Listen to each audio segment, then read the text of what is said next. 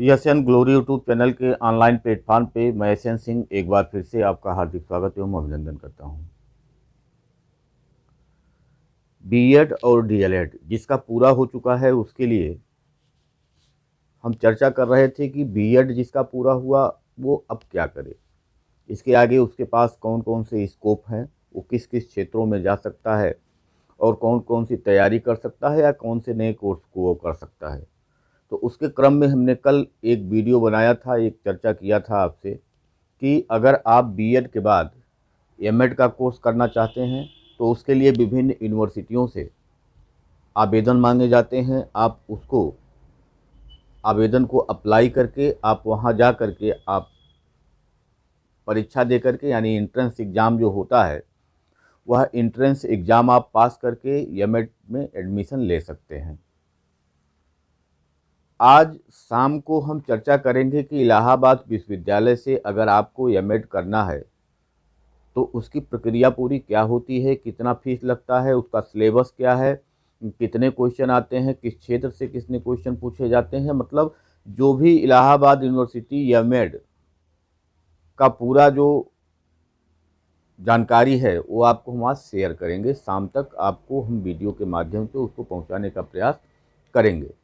इसके अलावा अगर मान लीजिए कि कोई पढ़ना नहीं चाहता है, इसके आगे कोर्स करना नहीं चाहता है, सबकी अपनी मजबूरियां होती हैं, अपना सबका माहौल होता है। तो अगर मान लीजिए कि अब इसके आगे कोई दूसरा कोर्स करने का इच्छुक नहीं है, करना नहीं चाहता है, तो वह क्या करे।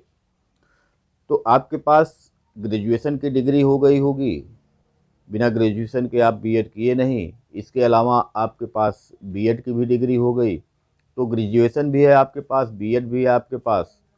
तो अब आप क्या कर सकते हैं कि दोनों के आधार पे आप जो नई प्राथमिक शिक्षक भर्ती आने वाली है, आज के अखबार में से आपकी आज के अखबार से इसकी पुष्टि आप कर सकते हैं कि आने वाले समय में जो आपके लिए बहुत महत्वपूर्ण है, अगर आप कोई कोर्स नहीं करना चाहते हैं या आप करना भी चाहते हैं फिर भी आप तैयारी कर सकते हैं, नहीं करना चाहते हैं फिर भी आप तैयारी कर सकते हैं।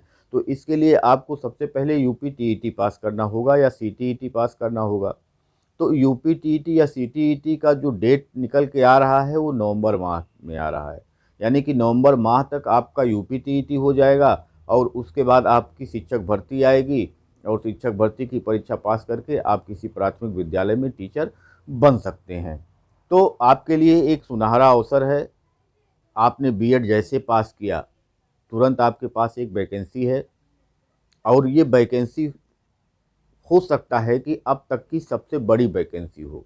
ये भी हो सकता है कि अब तक की प्राथमिक शिक्षा में जो भर्ती हुआ आज तक, ये सबसे बड़ी भर्ती हो। तो आज से ही आप इसके पीछे लग जाइए और अगर आप नहीं लगते हैं तो आप कुछ प्राप्त नहीं कर सकते हैं। तो आपके लिए एक नई शिक्षक भर्ती इसी माह घोषित होने की संभावना है। आवेदन यूपी टीईटी का इसी माह मांगे जाने की संभावना है। तो आवेदन आएगा यूपी टीईटी का, उसको पास करना है, उसके बाद शिक्षक भर्ती आएगा, उसको पास करना है। और ये जान लीजिए कि 70,000 से कम वैकेंसी तो नहीं होगी और यह वैकेंसी 1 लाख तक भी हो सकती है।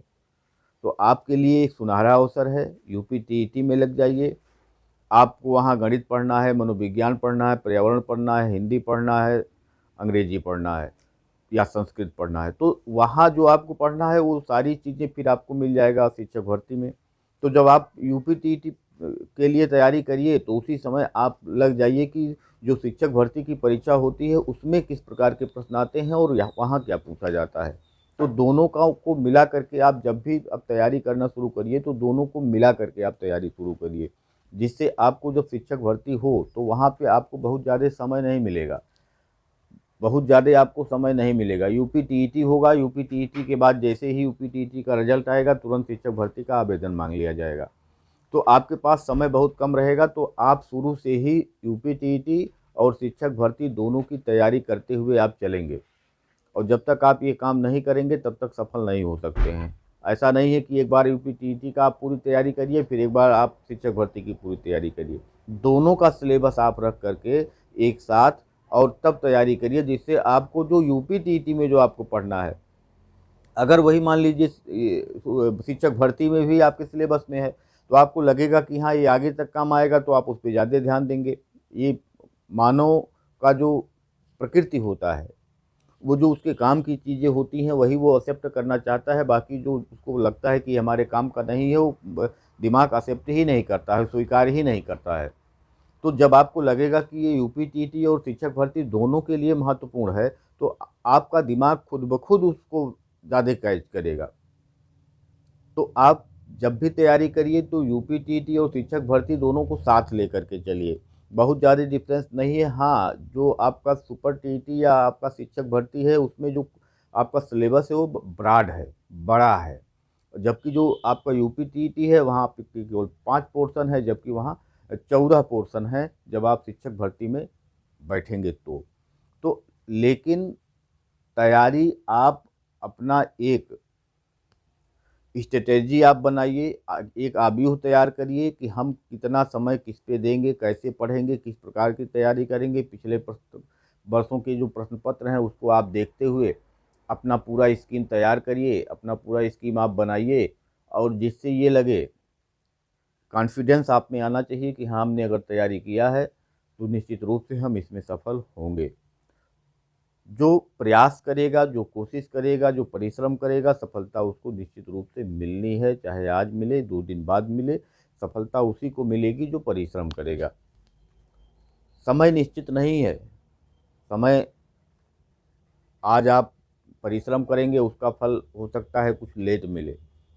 अगर आप परिश्रम करेंगे तो सफल निश्चित रूप से होंगे। तो आप लग जाइए, आपके लिए तुरंत सुनहरा अवसर है। जैसे ही आपने बीएड किया, जैसे ही आपने बीएड ये जो 2019 बीटीसी है, डीएलएड है, उनके लिए भी बहुत ही अच्छा अवसर है कि जैसे बीटीसी पूरा हुआ, जैसे बीएड पूरा हुआ, तुरंत वैकेंसी सामने है, आप उस पर लग जाइए और उसको आप पास करके और किसी प्राथमिक विद्यालय में आप शिक्षक बन सकते हैं। तो ये आज के समाचार पत्र की एक नवीन सूचना था जिसको हमने आपके साथ शेयर किया कि अगर आप तैयारी करना चाहते हैं तो यूपीटीईटी, सुपर टीईटी या शिक्षक भर्ती जो भी आप कह लीजिए, आप तैयारी करिए और उसको अच्छे मन से, अच्छे लगन से तैयारी अगर आप करते हैं तो आपको सफलता ज़रूर मिलेगी। अब ये मान के चलिए कि 70,000 से 1 लाख पद तक इसमें आ सकते हैं। 70,000 से 1 लाख पद तक इसमें आ सकते हैं। तो आप आज से ही इसकी शुरुआत कीजिए। धन्यवाद। नमस्कार।